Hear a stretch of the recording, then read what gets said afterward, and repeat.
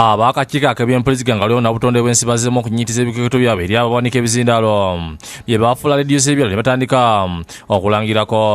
Okuyyawo ekiiko ky'abanoonya kufuna byakukola kitegeeza bw'abyayizaawo afuna ekyokukola naye kati talina kati kimuggyako agenda kuddaatu. Biyamba nnyo okutambuza poliisi za gavumenti wansi mu bantu.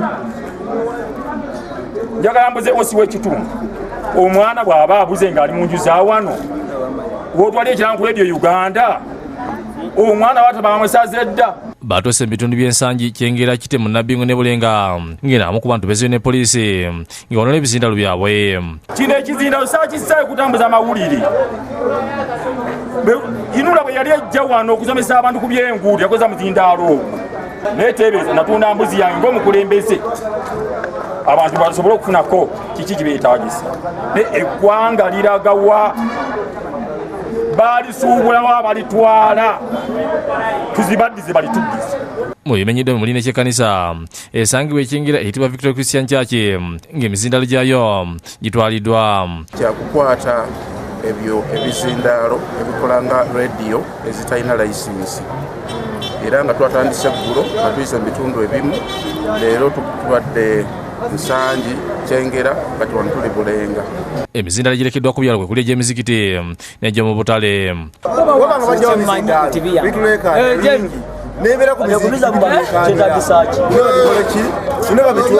Eggwanga liragawa mulitwala mwalisuubula.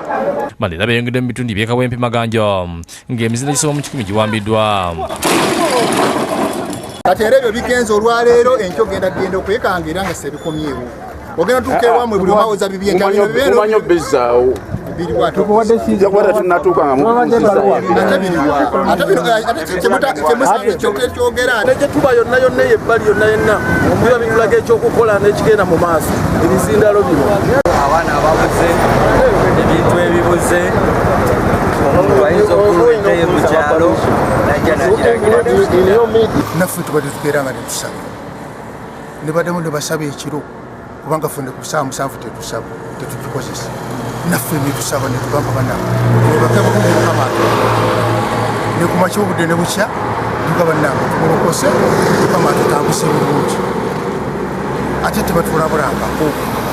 Mukazi ategeeza ngebakawamba emizindaalo gisoba 200. Ekkanisa ebeera nnene ng'abantu 200 nene bawanikako ebizindaalo 10 oba 8 nga bitunudde mu bwengula bw'ebyalo erudda n'erudda. Kati okusaba ne kuva mu kkanisa eno wabula ne kubunaanira bwe kikwatako ne bwe kitakwatako. Gye tuyise abasinga badde bamaze obbijjayo ebisinga tubijjeeyo era nkubira omulanga gye tutannatuuka babijjeeyo mangu nga tetunnatuukayo. Abanaabakakanyadde tujja kukozesa bukambwe era tujja kubagoberera paka mu kooti. Abdul Muwonge yakusakidde guli eno ku Lwabukende TV.